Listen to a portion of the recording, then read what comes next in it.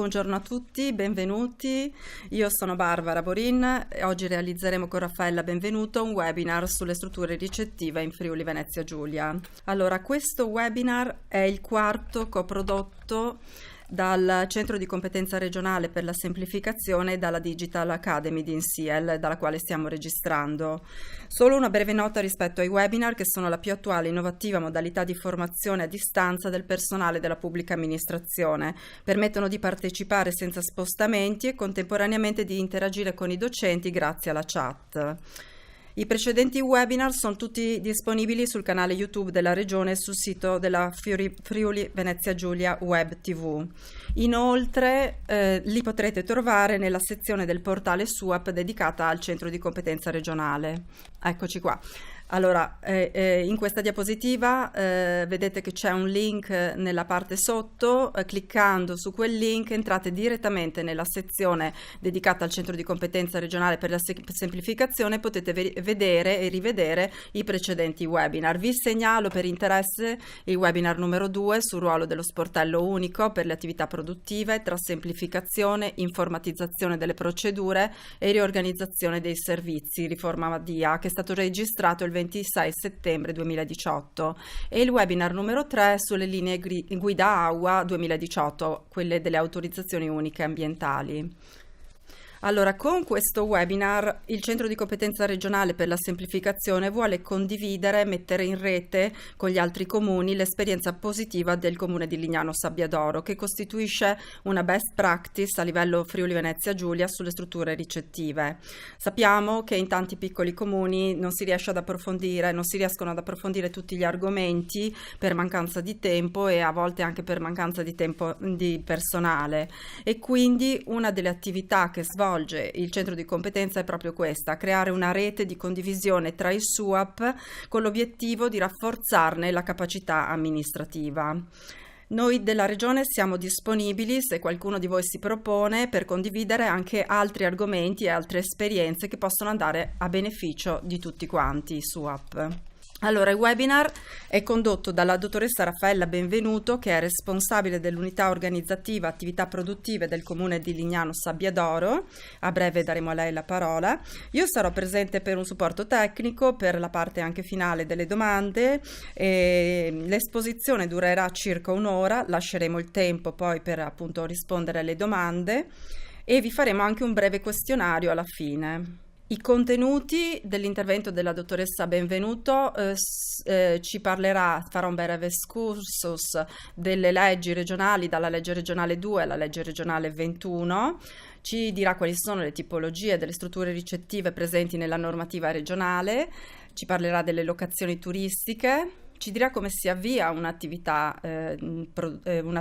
ricettiva, parlerà della classificazione, dei requisiti soggettivi e oggettivi, quindi dei locali delle strutture ricettive, ci racconterà delle attività complementari che tipicamente sono la somministrazione, il centro estetico, il centro benessere e le attrezzature igienico-sportive. Poi una breve carrellata su controlli e sanzioni ed infine ci racconterà l'esperienza del suo comune, il comune di Lignano Sabbiadoro, in una particolare tipologia di strutture ricettive che sono le strutture ricettive alberghiere. Infine una informazione tecnica su come comunicare con noi, ma vedo che non serve perché già tutti hanno cominciato a scrivere nella chat. Allora avrete la possibilità di scrivere anche utilizzare la chat con la tastiera del vostro personal computer, e i commenti saranno visibili a tutti quanti gli utenti che sono collegati, quindi si possono fare anche le domande durante l'intervento della dottoressa Raffaella Benvenuto. Invece solo nell'ultima parte di questo webinar, nell'ultima mezz'ora, negli ultimi 20 minuti, potete anche attivare la modalità comunicazione vocale. Vedete che c'è un'iconcina con l'omino con la mano alzata. Cliccando su questa iconcina i ragazzi della Digital Academy vedranno la vostra richiesta di intervento e vi daranno la parola. Se quello che chiedete richiede una riflessione più approfondita, vi daremo una risposta in un momento successivo via mail e le metteremo ovviamente in condivisione con tutti quanti stati partecipanti. Ultima cosa, la registrazione del webinar e le slide saranno disponibili tra 15 giorni, anzi scusate, le slide sono già disponibili nel portale SUAP, nella sezione eventi, abbiamo già pubblicato stamattina proprio le slide.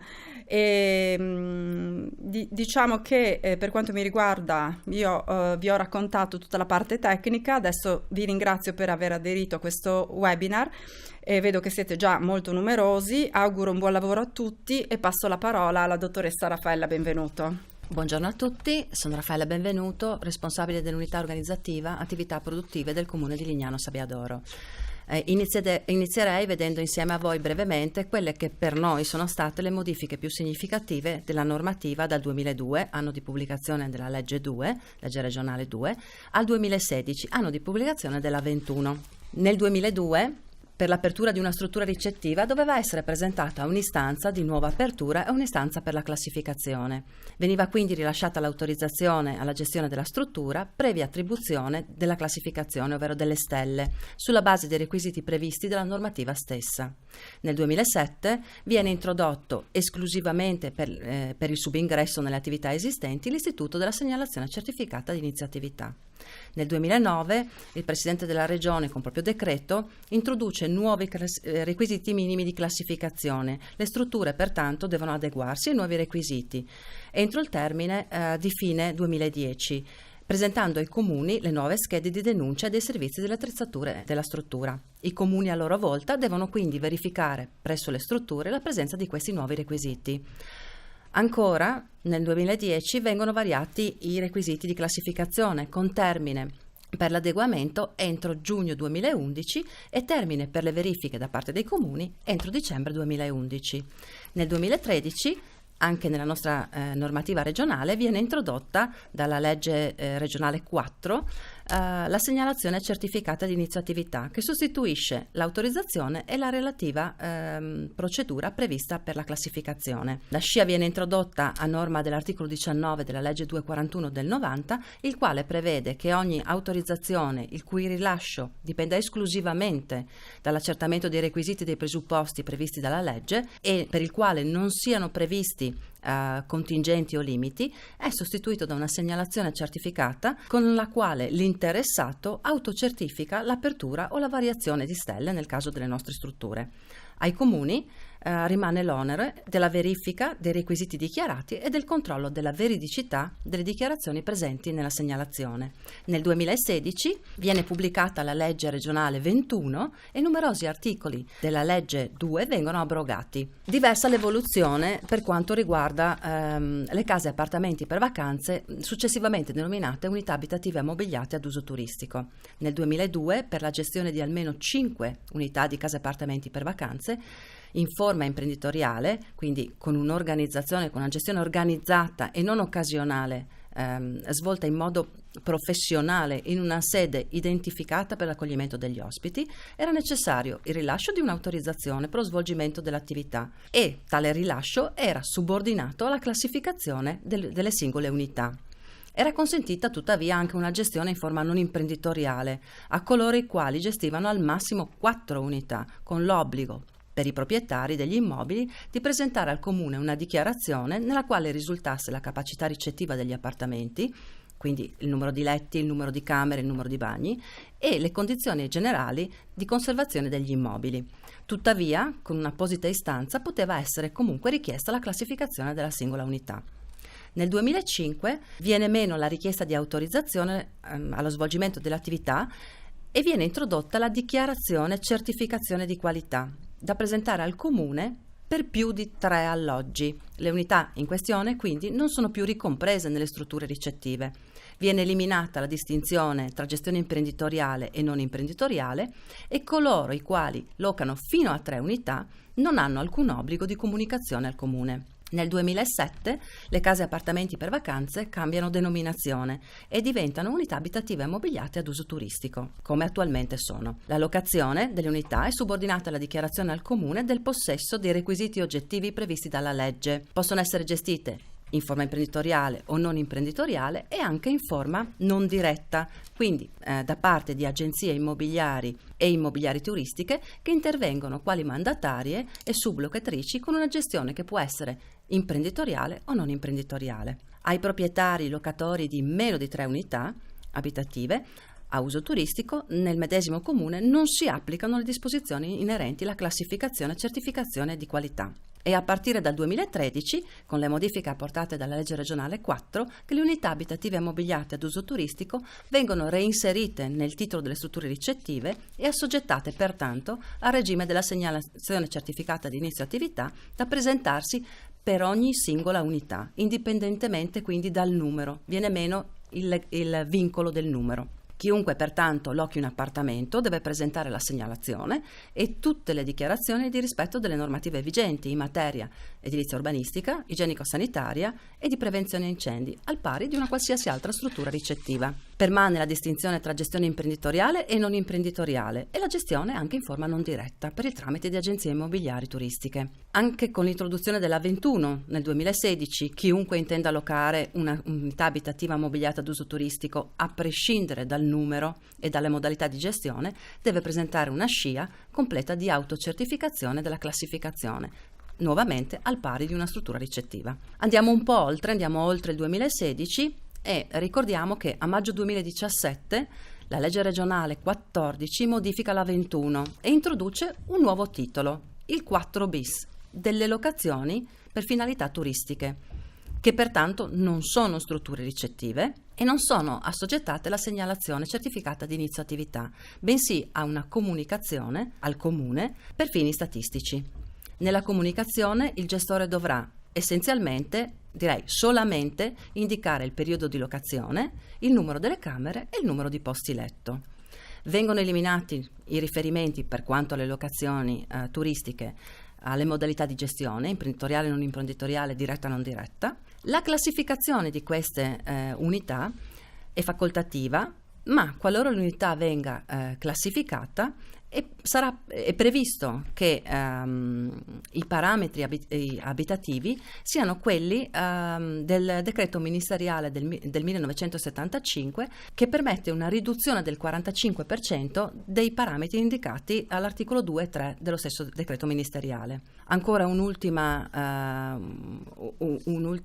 cosa da ricordare è che a fine del 2018 viene introdotta un'ulteriore modifica alla legge regionale 21 con la previsione, in caso di pubblicità di una struttura anche online, di esplicitare chiaramente il numero di stelle e la categoria di appartenenza della struttura, sia per quanto riguarda questo onere, per quanto riguarda le strutture ricettive turistiche, ma anche per quanto riguarda le locazioni turistiche. Abbiamo poc'anzi detto che la classificazione è facoltativa. Entriamo adesso nel vivo della 21 e nello specifico nel titolo quarto, che suddivide le strutture ricettive in strutture ricettive alberghiere, bed and breakfast, unità abitative mobiliate ad uso turistico, affittacamere, strutture ricettive all'aria aperta, strutture ricettive a carattere sociale, rifugi alpini escursionistici e bivacchi. Iniziamo dalle strutture ricettive alberghiere, le quali offrono alloggio, servizi generali centralizzati e solo eventualmente servizi accessori e vitto.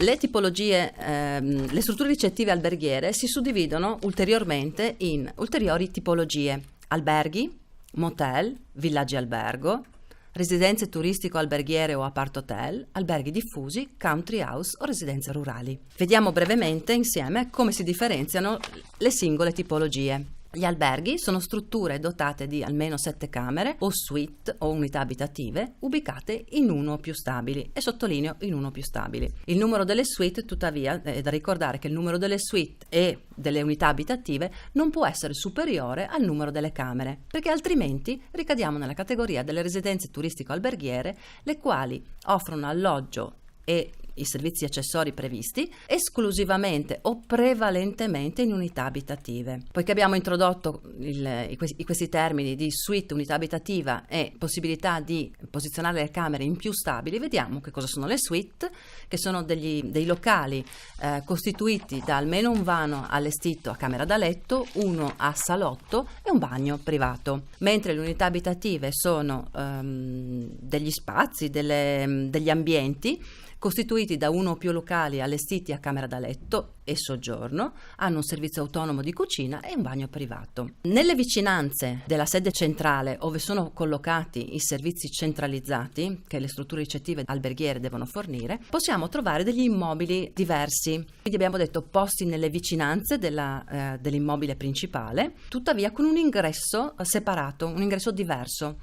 Mantengono lo stesso livello di classificazione della sede principale, quella appunto dove troviamo i servizi centralizzati, quindi nelle dipendenze viene prevalentemente offerto servizio di alloggio, ma possono anche avere un livello di classificazione diverso o inferiore in base appunto ai requisiti che caratterizzano queste dipendenze, ai requisiti minimi di classificazione che caratterizzano questi edifici separati dalla sede principale. Continuando nella descrizione breve di quali sono le tipologie di strutture ricettive alberghiere, troviamo ancora i motel, che sono strutture costituite da almeno 7 camere o unità abitative, ubicate in più stabili, quindi rientra il concetto di dipendenza, devono offrire servizio di autorimessa con box o parcheggio almeno per ogni unità abitativa o per ogni camera, offrono inoltre servizio di assistenza ai turisti motorizzati, di rifornimento carburante, di ristorante o tavola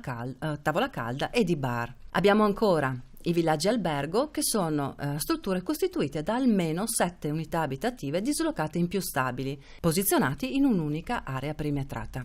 E ancora abbiamo gli alberghi diffusi, che sono delle strutture finalizzate al recupero di immobili esistenti e in disuso. Hanno una capacità ricettiva di almeno 80 posti letto, sono costituiti da unità abitative dislocate in più stabili e chiaramente, essendo delle strutture ricettive alberghiere, offrono servizi centralizzati anche per il tramite di convenzioni con strutture ricettive già esistenti nel territorio o anche altri pubblici esercizi. Passiamo infine alle country house, che sono immobili situati in aperta campagna o in borghi rurali, derivanti dalla ristrutturazione di questi immobili o dall'ammodernamento di case padronali. Offrono servizio di alloggio in camere con eventuale angolo cottura o in unità abitative con servizio autonomo, quindi di cucina.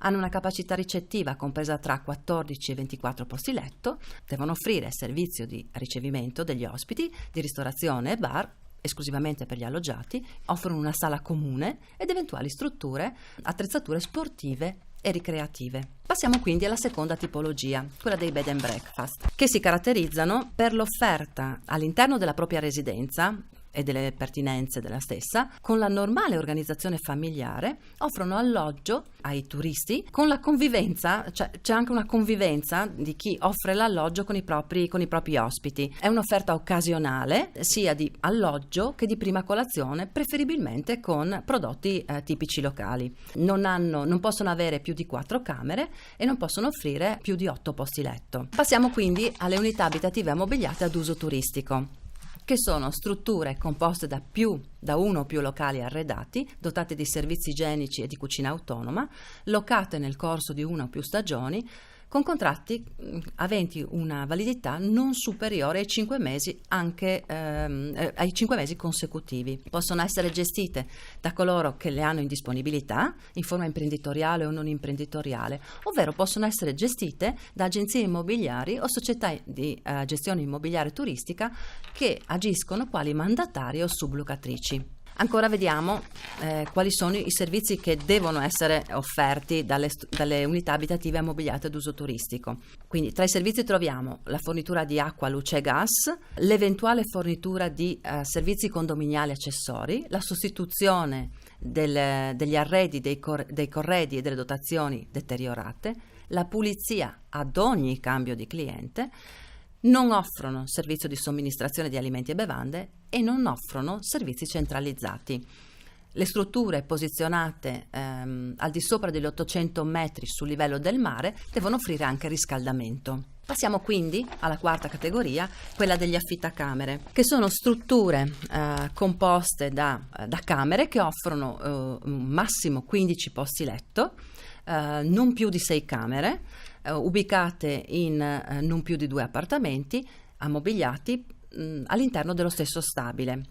Offrono luce, acqua, gas e riscaldamento, possono consentire o meno l'uso della cucina, forniscono e cambiano la biancheria ad ogni cambio del cliente e comunque in ogni caso almeno una volta alla settimana, e offrono pulizia quotidiana dei locali. Passiamo adesso alle strutture ricettive all'aria aperta, ovvero esercizi aperti al pubblico attrezzati per la sosta e il soggiorno di turisti con accesso unico, controllato da personale di sorveglianza, e posti in aree che sono recintate. All'interno di questa categoria troviamo i campeggi e i villaggi turistici, i quali tra di loro si differenziano perché nei villaggi turistici forniscono alloggio in unità abitative, quali appartamenti, villette, bungalow, chalet, prive di piazzola. Quindi sono dotati di allestimenti di modeste, contenute dimensioni per turisti che sono sprovvisti di propri mezzi di pernottamento, mentre i campeggi sono, a differenza dei villaggi turistici, sono attrezzati per la sosta e il soggiorno di turisti autonomi, nel senso dotati di mezzi propri di pernottamento. Tuttavia è concesso che la struttura, il campeggio, metta a disposizione dei propri ospiti mezzi stabili o mobili con una capacità in ogni caso ricettiva di questi mezzi messi a disposizione direttamente dalla struttura, che non deve essere superiore al 30% di quella totale del campeggio. Passiamo quindi ai villaggi sopraelevati, che sono costituiti da almeno 7 unità abitative di limitate dimensioni, sopraelevate dal suolo e integrate nel contesto vegetale, dislocate in un'area perimetrata in più punti. Qualora siano una dipendenza di una struttura principale, possono essere anche costituiti da meno di 7 unità. E infine abbiamo Dry Marina e Marina Resort, che si differenziano tra di loro per il fatto che la sosta dei turisti nei Dry Marina avviene all'interno di imbarcazioni poste in piazzali, quindi a secco in un piazzale adeguatamente attrezzato, mentre nei Marina Resort i turisti pernottano all'interno dell'unità da diporto ormeggiate in uno spazio acqueo appositamente attrezzato. Passiamo quindi alle strutture ricettive a carattere sociale, le quali si suddividono in alberghi o ostelli per la gioventù, che sono strutture essenzialmente rivolte all'ospitalità senza fine di lucro di giovani turisti in transito, loro accompagnatori o soci dell'associazione Hosteling International. Sono dotati di una serie di servizi, tra i quali troviamo una tavola calda o un self-service o un servizio di mensa, camere e camerate in settori separati per uomini e donne, almeno un servizio igienico ogni 10 persone per piano, un locale di soggiorno o ritrovo, una sala da pranzo distinta, quindi un servizio di ricezione degli ospiti con controllo degli ingressi e un servizio di custodia e un adeguato servizio di pulizia. Troviamo ancora le case per ferie, che sono strutture che agiscono sempre senza finalità di lucro per il raggiungimento di finalità sociali, assistenziali, culturali, educative, religiose, sportive. Tra i servizi che mettono a disposizione dei propri ospiti troviamo camere da letto arredate, almeno un servizio igienico ogni 10 persone e comunque almeno uno per piano, un locale di ritrovo o soggiorno distinto dalla sala da pranzo come per le case per ferie, un adeguato servizio di pulizia, nuovamente, ma che è la caratteristica di queste strutture, un controllo degli accessi e un servizio di ricezione degli ospiti e di custodia, e la messa a disposizione di un servizio di mensa comune, ristorante o self-service. Abbiamo ulteriormente le foresterie, che sono strutture sempre a carattere sociale, sempre operanti senza finalità di lucro, che ospitano occasionalmente soci o dipendenti partecipanti ad attività turistico-sportive. Hanno essenzialmente le stesse dotazioni delle case per ferie, ma non offrono servizio di mensa e non hanno un locale di ritrovo o soggiorno per gli ospiti. E infine abbiamo i centri per i soggiorni sociali, che sono strutture gestite, ancora una volta, senza scopo di lucro, che ospitano gruppi di persone per soggiorni non inferiori a 5 giorni. Gli ospiti sono esclusivamente gli associati degli enti e delle associazioni dove troviamo appunto queste strutture. Hanno le medesime dotazioni delle case per ferie che abbiamo visto come prima tipologia di queste strutture ricettive a carattere sociale. Infine abbiamo rifugi alpini, rifugi escursionistici e bivacchi. Rifugi alpini e rifugi escursionistici si differenziano tra loro essenzialmente per l'ubicazione degli stessi e per le modalità di accesso, mentre i bivacchi sono strutture allestite essenzialmente per il riparo e soggiorno degli alpinisti. Terminata l'esposizione di quelle che sono le strutture ricettive, le varie tipologie di strutture ricettive contenute all'interno del titolo quarto, introduciamo il titolo 4 bis, che come abbiamo detto inizialmente è stato aggiunto dalla legge 14 a maggio 2017, appena dopo il titolo quarto, e che parla esclusivamente, che riguarda esclusivamente le locazioni per finalità turistiche. Considerato che queste unità stanno al di fuori del titolo quarto che definisce le strutture ricettive turistiche, viene da sé che le stesse non sono strutture ricettive turistiche, sono alloggi che vengono locati esclusivamente per finalità turistiche, non danno alcuna prestazione di servizi accessori o complementari e possono fornire esclusivamente energia elettrica, acqua calda, acqua fredda, gas, riscaldamento e climatizzazione, manutenzione dell'alloggio, riparazione o sostituzione degli arredi e delle dotazioni deteriorate, pulizie esclusivamente ad ogni cambio di cliente ed eventualmente, se richiesta, possono fornire della biancheria esclusivamente ad ogni cambio di cliente. Adesso vediamo come si avvia una struttura ricettiva, ovvero presentando una segnalazione certificata di inizio attività, come previsto appunto dalla 241, accedendo allo SUAP competente e utilizzando la modulistica dallo stesso messa a disposizione. All'interno della SCIA verrà indicato la denominazione della struttura ricettiva, la tipologia, il titolo di disponibilità della stessa, la sede legale, la sede operativa, il possesso del requisito professionale e la data prevista di inizio attività.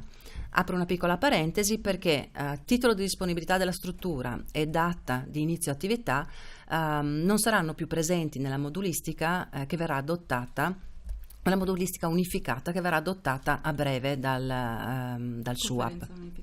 Allegata alla SCIA bisognerà inoltrare anche la scheda di denuncia delle attrezzature e dei servizi, come da moduli approvati con decreto del direttore centrale competente in materia di turismo. Vi ho allegato un esempio di cosa troverà un compilatore che intenda avviare una struttura ricettiva, in questo caso perché qui è la nostra esperienza maggiore, una struttura ricettiva alberghiera, un albergo. Troverà una serie di moduli obbligatori e una serie di moduli opzionali. Vediamo invece cosa troveremo noi, come sarà composta la segnalazione, la pratica che arriverà nelle nostre scrivanie. Allora, avremo comunque, come abbiamo detto, una serie di moduli obbligatori e una serie di moduli facoltativi. Tra i moduli obbligatori troviamo il quadro informativo generale, che è comune a tutte le attività che vengono gestite dal SUAP e che ci darà informazioni rispetto al dichiarante, al legale rappresentante, all'impresa, ai dati dell'impresa, alla forma giuridica, la sede legale, l'indirizzo della struttura che è stata avviata o che è stata variata o per la quale si inoltra la segnalazione per subingresso. Il modulo che ci dà più informazioni rispetto alla struttura che andremo a verificare è il modulo B10, che è comune a tutte le strutture ricettive, e sottolineo che è comune perché al suo interno troveremo anche informazioni, il nostro compilatore troverà anche delle informazioni che non riguardano strettamente la struttura che intenderà avviare o per la quale intenderà in ogni caso inviare la pratica al comune. Questo modulo ci darà informazioni rispetto alla tipologia di struttura ricettiva, quindi quelle che abbiamo poc'anzi evidenziato, al periodo di apertura che può essere stagionale o annuale, alla denominazione della struttura, E ancora informazioni rispetto al numero di camere, al numero di unità abitative, i posti letto, il numero dei bagni, troveremo dichiarazioni rispetto al possesso di requisiti edilizi urbanistici e igienico-sanitari, di prevenzione incendi, che vedremo successivamente, e informazioni rispetto al numero di stelle, ovvero la classificazione della struttura in oggetto. Troveremo anche delle informazioni che riguardano la denominazione, ovvero che la denominazione della struttura non è uguale ad altre già presenti nel territorio. Per quanto alle unità abitative ammobiliate ad uso turistico o gli affittacamere, informazioni rispetto al tipo di gestione, imprenditoriale o non imprenditoriale, da parte di agenzie immobiliari, naturalmente non per gli affittacamere. Non c'è la possibilità di operare per il tramite di agenzie immobiliari. Per quanto riguarda le strutture a carattere sociale, i rifugi alpini, escursionistici e bivacchi, rispetto alle dotazioni che gli stessi per legge devono avere, perché queste strutture a carattere sociale, rifugi e bivacchi non hanno un proprio modello di scheda di denuncia delle attrezzature e dei servizi.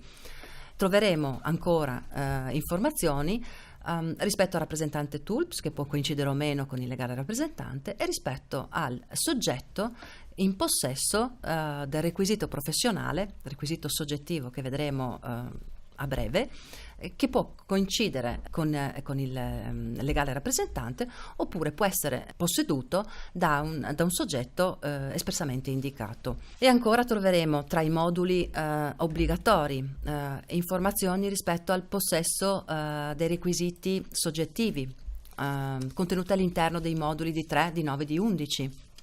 Troveremo la planimetria, che ci permetterà di capire esattamente come sono disposti i locali all'interno della struttura e qual è la loro destinazione.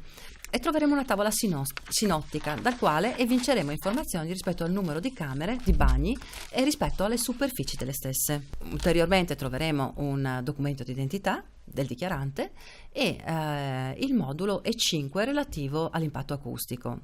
Tra i moduli facoltativi, invece, qualora il compilatore non coincida con il legale rappresentante o il richiedente, troveremo F15, F15 SP, ovvero la procura speciale per i soggetti partecipanti, che andranno compilate nel caso in cui il comperatore sia un procuratore, appunto. Il permesso di soggiorno solo nel caso in cui il legale rappresentante sia soggetto extracomunitario, e sempre tra i moduli facoltativi, ma non esattamente perché facoltativo, troveremo i moduli T, ovvero i moduli di classificazione, che non sono facoltativi perché abbiamo detto che devono essere allegati alla segnalazione, ma andranno selezionati in base al tipo di struttura, alla tipologia di struttura che si intende avviare o che è stata avviata nel nostro caso. La scheda di denuncia delle attrezzature e dei servizi, ovvero il modulo di classificazione T, approvato con decreto del direttore centrale attività produttive, turismo e cooperazione a maggio del 2018,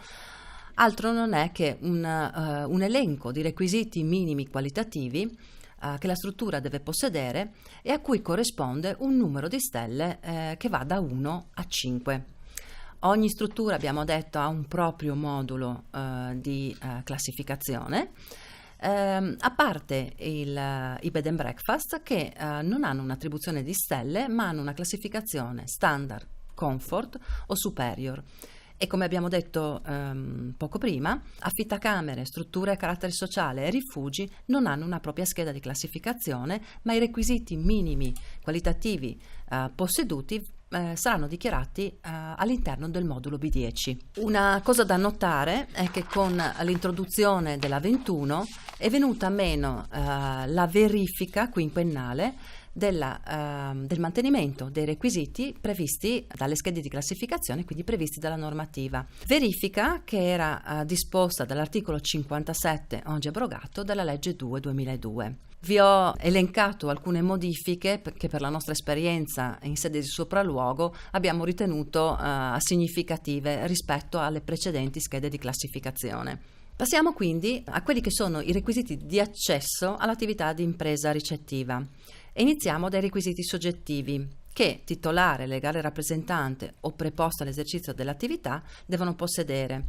E tra questi abbiamo requisiti morali, ovvero il godimento di diritti civili e politici, il non trovarsi nelle condizioni previste dagli articoli 11 e 92 del TULPS, requisiti professionali, tra cui troviamo in alternativa il superamento dell'esame di idoneità all'esercizio di impresa ricettiva o l'iscrizione al registro speciale degli esercenti il commercio, o ancora l'attività esercitata all'interno di una struttura ricettiva per almeno 2 anni, anche non continuativi nell'ultimo quinquennio, sia in qualità di dipendente qualificato che in qualità di sociolavoratore o coadiuvatore familiare, e recentemente introdotto il possesso di un diploma di scuola secondaria superiore o di laurea anche triennale, purché nel corso di studi siano presenti materie attinenti al turismo. Ancora tra i requisiti soggettivi troviamo i requisiti antimafia, che devono essere posseduti, come abbiamo detto, da titolare, legale rappresentante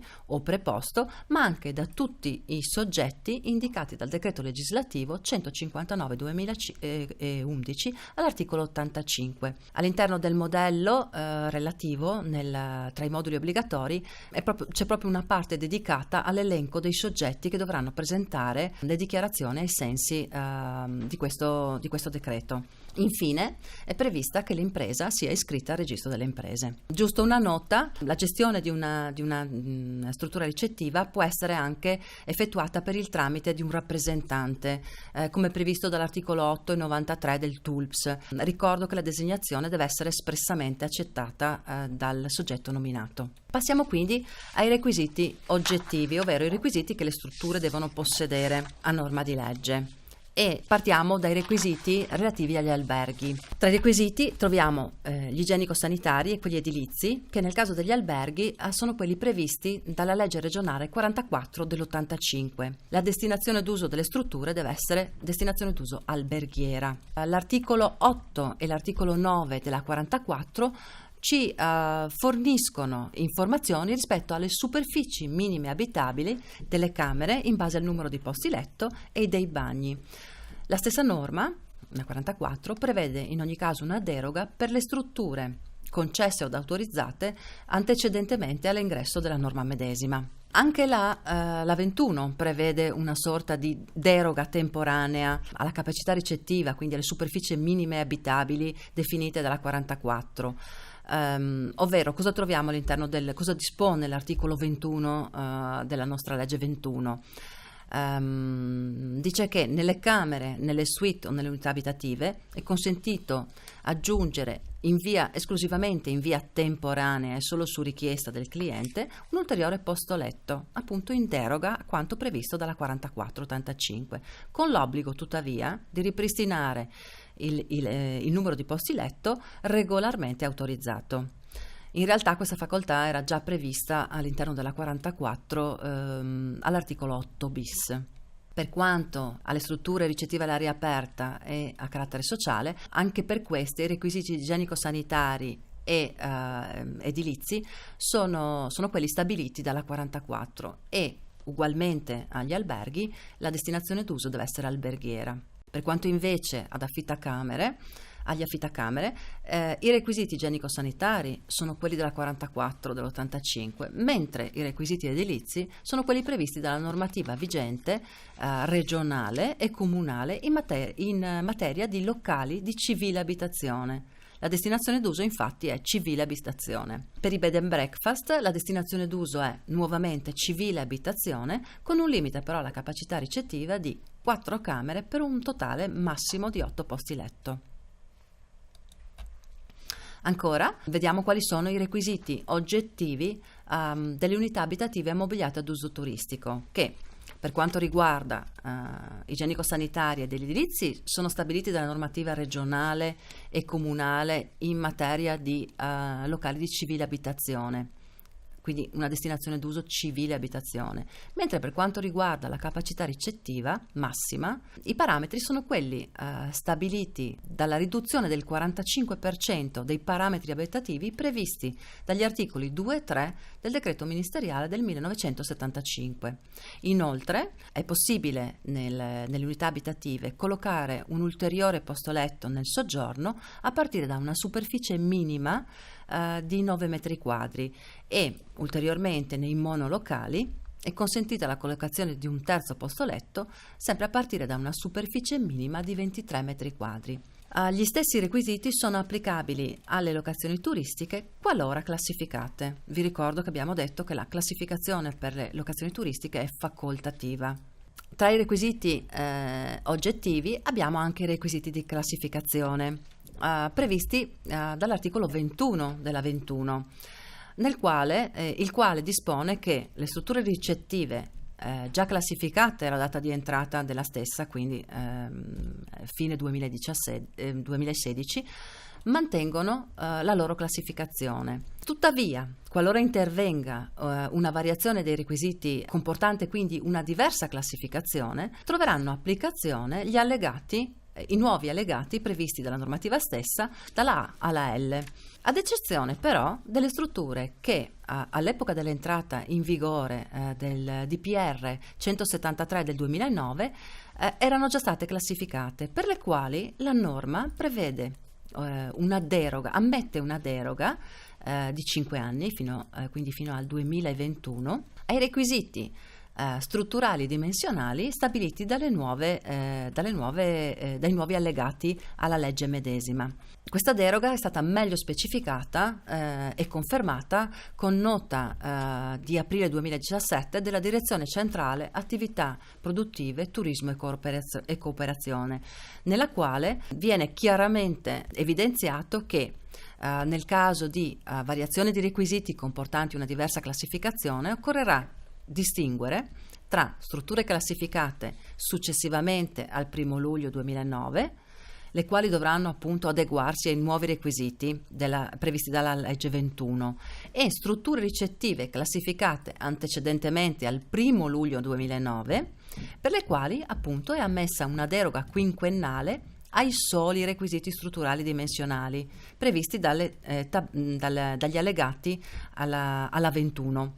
La deroga consentirà pertanto di ottenere una nuova classificazione basata esclusivamente sui servizi che si dovranno fornire alla clientela.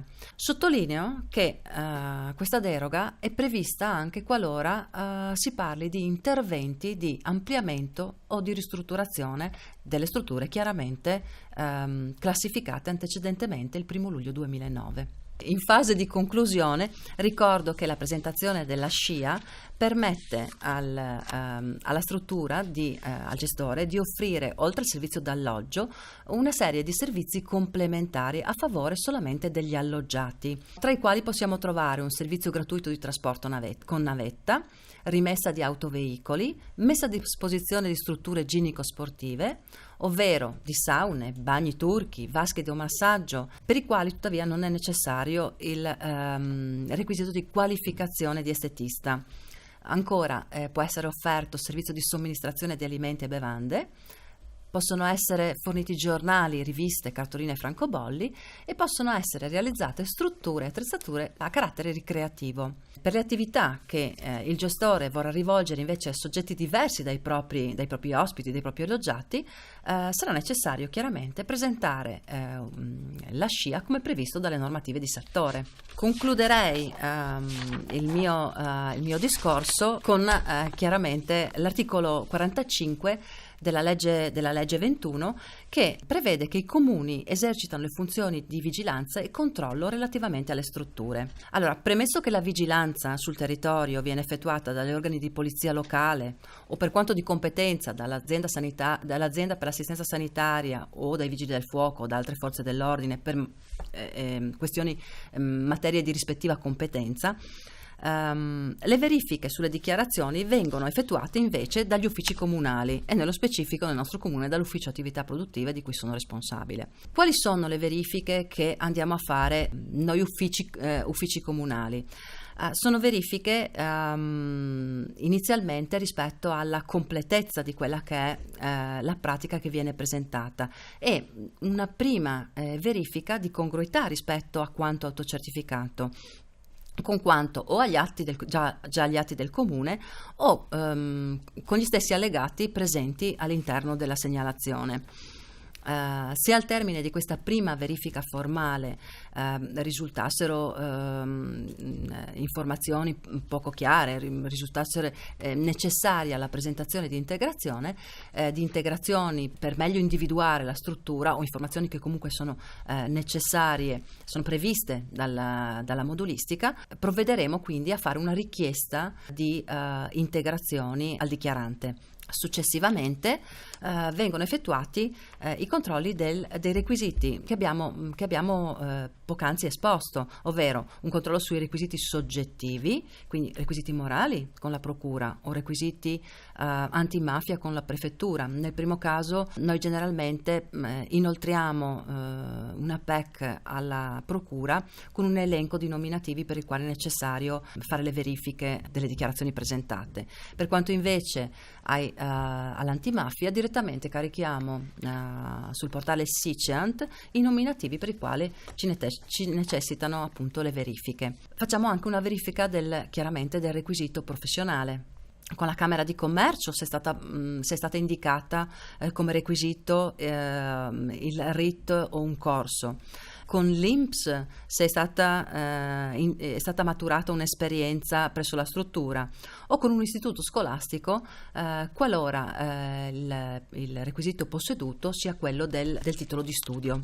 Vengono poi effettuate le verifiche sui requisiti oggettivi della struttura, quindi la pratica verrà inoltrata ai vigili del fuoco per la verifica degli aspetti relativi alla prevenzione incendi. Ancora, la stessa verrà inoltrata completa di planimetrie all'ufficio comunale edilizia e urbanistica privata per la verifica degli aspetti appunto relativi alla normativa edilizia rispetto alla conformità delle planimetrie e rispetto alla destinazione d'uso dell'immobile. Qualora l'ufficio edilizia privata riscontri positivamente, quindi confermi la veridicità delle dichiarazioni presenti nella segnalazione, la pratica verrà inoltrata all'azienda per l'assistenza sanitaria per le verifiche rispetto ai requisiti igienico-sanitari e alla capacità ricettiva della struttura.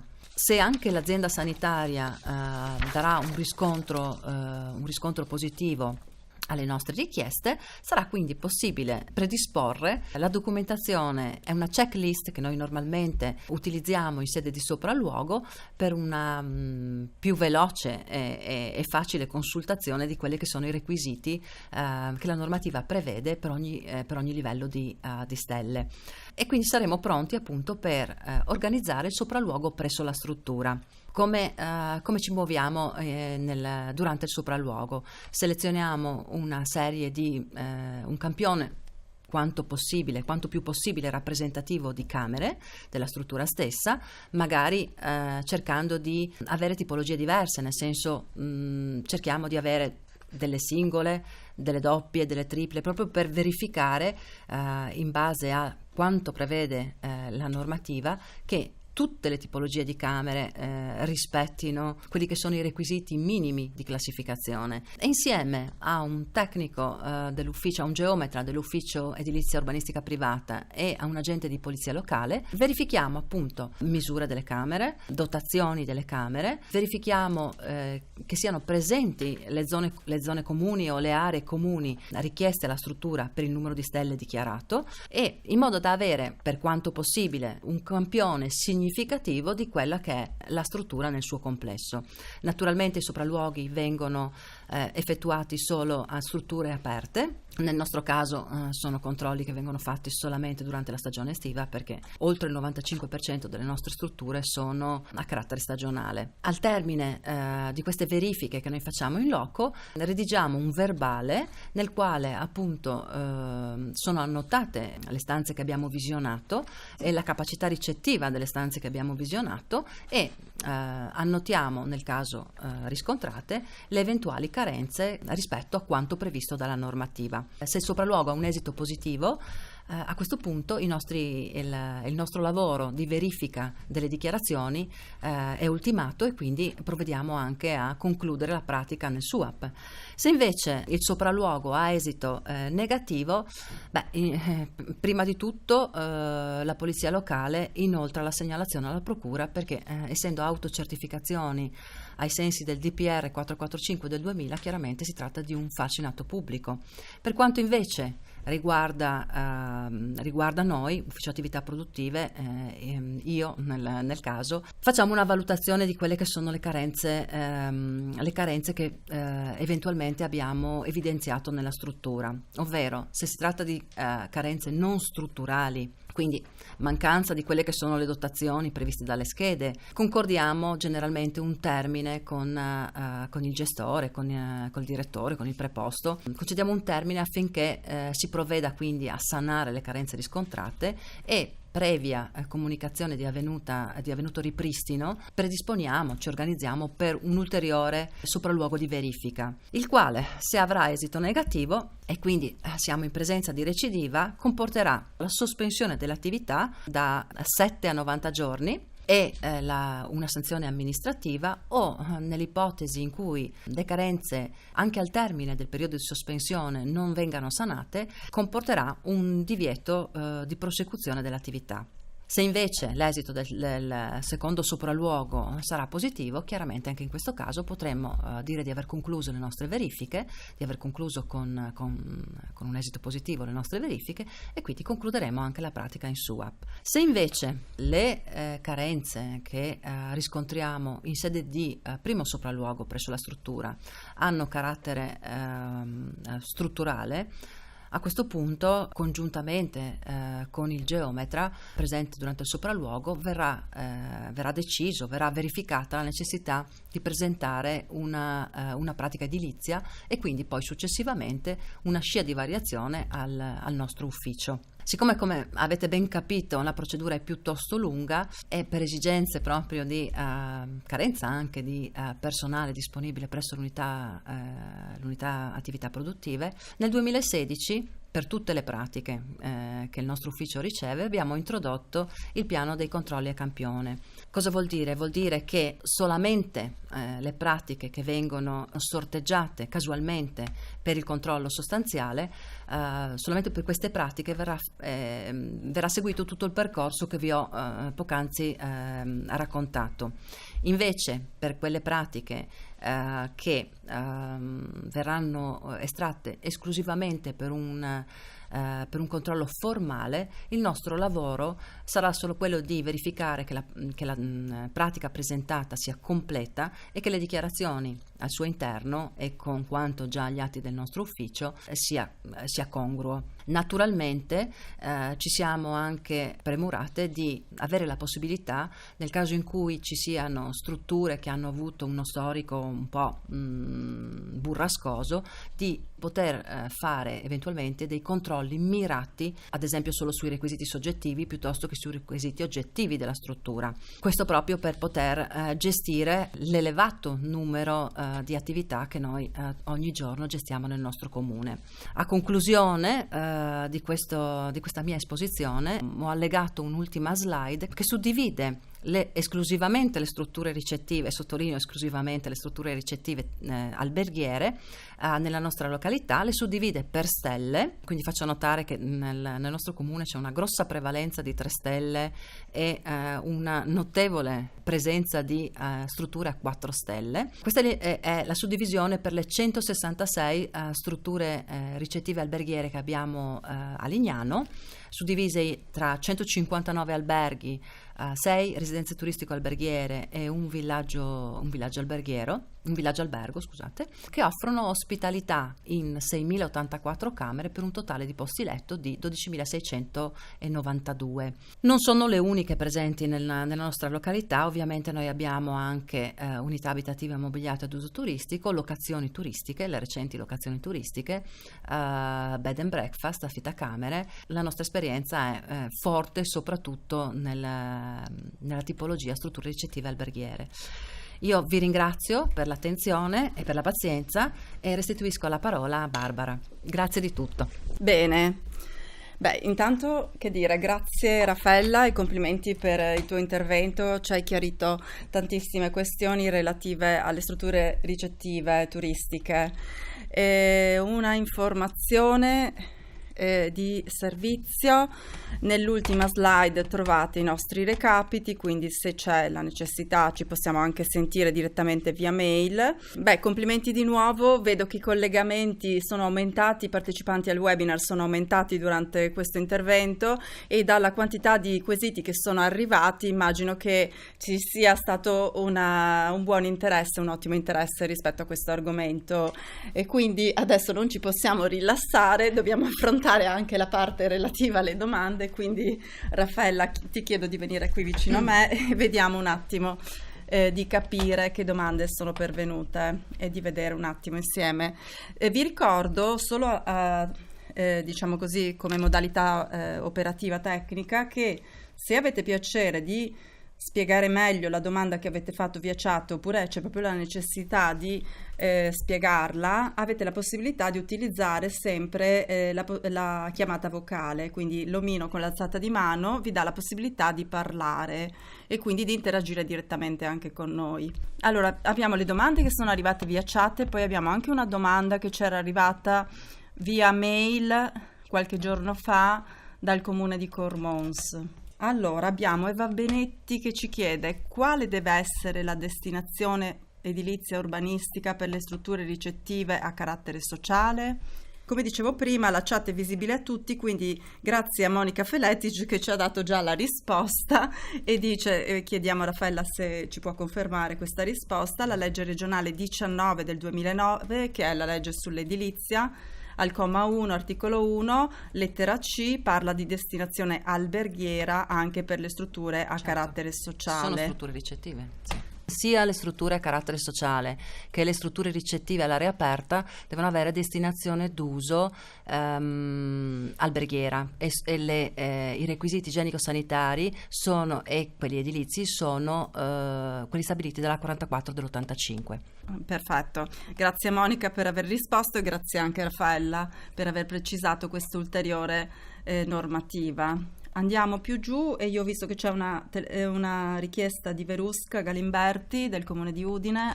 Allora, qualora un albergo classificato 3 stelle, ultimo aggiornamento quinquennale 1 agosto 2016. 1 agosto 2016 è precedente all'entrata in vigore della legge? Sì. Ok. Non intervenga alcuna variazione dei requisiti comportante una diversa classificazione, né alcun intervento di ampliamento o ristrutturazione. Però cambia la titolarità senza subingresso, ma con apertura di un nuovo soggetto, la struttura deve adeguarsi ai requisiti strutturali dimensionali dell'allegato A della legge 21? Allora, ragioniamo un attimo. La classificazione, la seconda classificazione è stato riclassificato dopo 5 anni successivamente al decreto 173, se non ricordo male, del 2009. Quindi la deroga, se torniamo un attimo Prego. vediamo un po'. Allora, che cosa dice? Anzi, lo possiamo vedere anche nella nota della regione stessa. Perfetto. Allora, cosa dice la nota? La nota dice che le strutture classificate successivamente al 1 luglio 2009, e questo è il nostro caso comunque, dovranno applicare tutti i requisiti previsti dalla tabella di cui alla nuova legge. Però loro non allora, fanno una variazione noi non abbiamo una variazione. Quindi? No, non abbiamo neanche una variazione, se non ho capito male, ci vedo abbastanza poco. È molto poco. piccolo, sì. Ecco, se non ho capito male. È un cambio di titolarità senza subingresso, non c'è nessuna quindi variazione però è una nuova strutturale. apertura, cioè un cambio di titolarità senza subingresso vuol dire. Se Verusca ha piacere di Sì. intervenire, magari ci spiega un po' meglio la situazione proprio, diciamo, specifica di questo albergo, perché è difficile dare una risposta, diciamo così, non conoscendo esattamente i termini di questa richiesta. Quindi se mi sembra di capire che Raffaella ci dice se questo cambio di titolarità si configura come una nuova apertura, cioè di fatto è come se aprissero un nuovo albergo, La struttura allora dovrà la essere struttura- classificata con la nuova normativa e quindi con gli allegati previsti dalla nuova normativa, perché sarà una nuova struttura. Certo. Chiaramente in fase di subingresso c'è anche la facoltà di dichiarare proprio nel modulo B10 di confermare la classificazione diciamo della precedente gestione, diciamo così, o della precedente attribuzione di classificazione, a seconda di quali sono gli anni poi nei quali la struttura è stata classificata o si è autoclassificata. Per cui io, se non capisco male, questo cambio di titolarità senza subingresso per me è una nuova apertura, per cui la struttura è una nuova struttura che dovrà chiaramente uniformarsi a quanto disposto dalla 21 e quindi con le nuove schede allegate, insomma, e con i nuovi requisiti, quindi anche con dei requisiti strutturali che sono variati, perché non è tanto la dotazione delle camere, la dotazione di cui deve essere corredata la struttura, piuttosto i requisiti strutturali che comunque in alcuni casi e per alcune categorie di stelle sono aumentati rispetto, cioè le dimensioni di camere, bagni per alcune categorie sono stati aumentati. Passiamo a un altro quesito, abbiamo poi una richiesta che viene da Diego Vattovani, ho visto subito dopo, eccolo qua. Allora, per l'affittacamere è possibile vendere e pubblicizzare le camere condivise, ovvero ospiti provenienti da posti diversi che non viaggiano assieme, e camere miste, uomini e donne? Oddio, faccio fatica a capire. Sì, anch'io. Anche in questo caso, se Diego vuole intervenire, magari ci spiega un po' meglio, perché non riesco a capire la domanda. Se Diego, se sei collegato, puoi attivare la modalità di chiamata vocale. Beh, direi che così, senza avere un Cercando approfondimento direttamente da parte di Diego, questo è un aspetto nel quale la normativa in realtà non entra, cioè la condivisione o meno delle camere è una scelta che non credo la normativa intenda o in questo momento comunque non regolamenta. Sono scelte di vacanze alternative, insomma, come dire, per cui poi magari sentiremo Diego che ci chiarirà esattamente che cosa voleva chiedersi realmente con questa condivisione, che ha un'area un po' più free. Andiamo avanti con le richieste, con i quesiti, che insomma sono abbastanza numerosi, quindi l'interesse c'è. Eva Benetti ci chiede: le verifiche di sopralluoghi solo per gli alberghi oppure sono obbligatori per ogni tipologia? Allora, sono obbligatori ad esclusione delle strutture ricettive a carattere sociale. Per tutte le altre strutture, ripeto, chiaramente la nostra esperienza è soprattutto in materia di alberghi, perché ce ne sono tanti a Lignano, però per quanto mi riguarda i sopralluoghi sono stati effettuati perché così previsto dalla normativa. All'epoca io ho iniziato proprio nell'estate 2012, ho iniziato in inverno, ma chiaramente abbiamo dovuto attendere l'inizio della stagione, e il mio lavoro è stato proprio sopralluoghi presso 152 strutture nell'arco di 2 stagioni, compresi campeggi, villaggi turistici. Delle strutture a carattere sociale no, bed and breakfast assolutamente sì, affittacamere sì, perché sono strutture ricettive, cioè tutte le strutture ricettive a parte le strutture a carattere sociale, ovvero specifico tutte le strutture in genere. La verifica quinquennale che era ancora prevista fino all'arrivo della 21 non era da effettuare per le strutture a carattere sociale. Mentre parlavo mi è venuto in mente che in realtà le colleghe avevano fatto anche i sopralluoghi presso le strutture a carattere sociale. Bene, grazie Raffaella.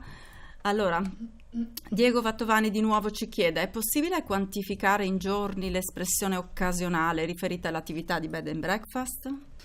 Non credo ci sia nessuna norma che prevede questo. No, non c'è nessuna norma che lo prevede, sicuramente è più riferito però alla gestione, cioè che non alla quantificazione in in numero di giorni, nel senso che l'attività che viene svolta, siamo nell'ambito degli affittacamere, viene svolta occasionalmente, quindi non è un'attività professionale strutturata, della quale eventualmente il gestore fa la sua attività quotidiana. Più in questo senso che non nel senso di quantificare un termine, perché la normativa è una normativa di carattere legata al turismo, legata alle strutture turistiche, non tanto di carattere fiscale o quant'altro, quindi non entra nel merito giustamente di questo. Sarà forse anche, immagino che sia anche un problema fiscale. Poi una cosa molto specifica, poi dopo io passerei anche al quesito che ci è arrivato via mail dal comune di Cormons, una cosa molto specifica che ci chiede sempre Diego, ma vedo che ha fatto moltissimi quesiti, poi magari lo contatteremo, riguarda le normative, quindi i requisiti oggettivi delle unità abitative, e chiede se la camera può essere di 9 metri quadrati meno 45% singola, immagino, e doppia di 12 metri quadrati meno 45%, se può andare bene come requisito oggettivo della camera. Allora, i requisiti si desumono, per quanto agli affittacamere abbiamo detto, i requisiti igienico-sanitari sono quelli della 44 dell'85. Non dimentichiamo però che l'alloggio viene effettuato nelle camere e la normativa che regola invece quelli che sono i requisiti edilizi è quella regionale in materia edilizia, regionale o comunale, perché la destinazione d'uso è civile abitazione, quindi prima di tutto abbiamo una civile abitazione che poi al suo interno svolge attività di affittacamere. Allora, deve essere una civile abitazione, e con questo mi pare che sia sempre la stessa domanda di Diego. Dico che no, non è possibile, cioè l'attività di affittacamere è affitto di camere, non affitto di unità abitative, perché altrimenti siamo in un altro tipo di struttura. E poi tra l'altro questo aggancia anche all'altra domanda che già Diego mi pare avesse fatto. L'argomento affittacamere diciamo crea qualche problema di interpretazione, perché anche il comune di Cormons ci aveva scritto una mail chiedendoci quali sono i requisiti oggettivi per l'attività di affittacamere, se sia applicabile il requisito di civile abitazione, la destinazione d'uso come civile abitazione, e ci chiede sempre Cormons se il soggiorno se ci deve essere un soggiorno con almeno 14 metri quadrati come previsto dalla norma edilizia, e eventualmente poi ci chiede se c'è la possibilità anche di avere degli incrementi temporanei nelle camere, anche per gli affittacamere. Quindi rispondendo a Cormons immagino che rispondiamo anche al comune di Trieste. I requisiti igienico-sanitari sono quelli della legge 44 e dell'85. Certo. I requisiti invece urbanistico-edilizi sono quelli di civile abitazione. È chiaro che se un'attività deve essere aperta come affittacamere ci deve essere già un'abitabilità concessa, quindi sicuramente quell'abitazione avrà i requisiti di legge per essere civile abitazione. All'interno dell'abitazione si aprirà un'attività di affittacamere che deve avere le stanze previste dalla legge regionale 21, il numero di stanze e il numero di posti letto previsti dalla legge 21, e non è obbligatorio che ci sia un soggiorno, e le superfici sono quelle stabilite dalla 44 dell'85, quindi sarà quella che stabilirà quali sono le superfici minime, esattamente 8 metri quadri per una persona più 4 metri quadri per la seconda, fino a un massimo di 4 posti letto.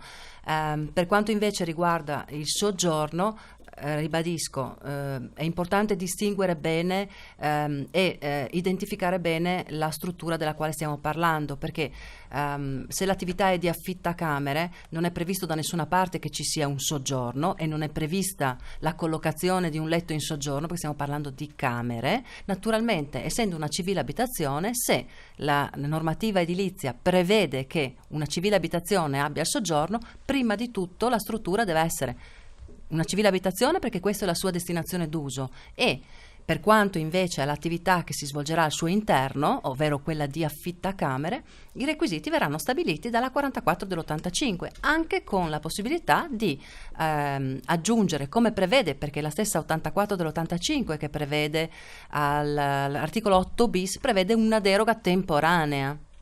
Quindi prima deve avere le caratteristiche di una civile abitazione all'interno della quale viene svolta un'attività di affittacamere con i requisiti che invece a questo punto prevede la normativa specifica affittacamere, strutture ricettive, ok? Bene, grazie Raffaella. Con questo abbiamo risposto anche all'ultimo quesito che ci aveva fatto Diego, che riguardava proprio lo stesso argomento. E adesso passiamo velocemente al questionario di gradimento. Vi chiediamo semplicemente se avete gradito questa modalità di apprendimento che è appunto il webinar. Ha incontrato difficoltà tecniche per seguire il webinar? Potete rispondere al volo, al momento. Allora state ancora rispondendo, aspettiamo 2 minuti finché non chiudiamo il questionario. Direi che possiamo chiudere questa domanda, così vediamo i risultati.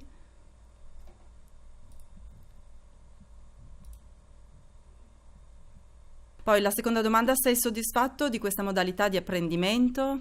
Vedo che avete già risposto, siete bravissimi. Direi che le risposte sono più che soddisfacenti, molto soddisfatto, abbastanza soddisfatto. E una ultima possibilità in questo sondaggio è anche la possibilità di darci dei suggerimenti per i webinar futuri. Questa eventuale risposta sarebbe gradita. Come vi ricordavo prima, noi siamo disponibili per eventualmente mettere in rete e condividere con tutti i SUAP le professionalità, come ha fatto oggi Raffaella Benvenuto, che sono un po' più specialistiche su alcuni argomenti. Gli argomenti delle attività produttive del SUAP sono molte, spesso i comuni non riescono ad approfondirle, quindi se voi siete anche disponibili, qualcuno di voi ha voglia di mettere in rete per tutti la sua esperienza, può anche scriverlo in questo momento oppure ci manda una mail al gruppo tecnico. Bene, direi che abbiamo chiuso il sondaggio.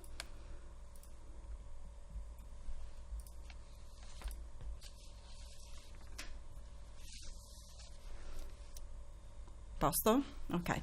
Bene, allora intanto ringrazio Raffaella e faccio di nuovo i complimenti per l'intervento. Ci ha chiarito tutte queste cose. Ringrazio tutti voi che vi siete collegati. Dalle domande vedo che siete stati molto interessati. Ringrazio i ragazzi della Digital Academy, Erika, Lorena e Andrea, che ci hanno assistito qui in studio.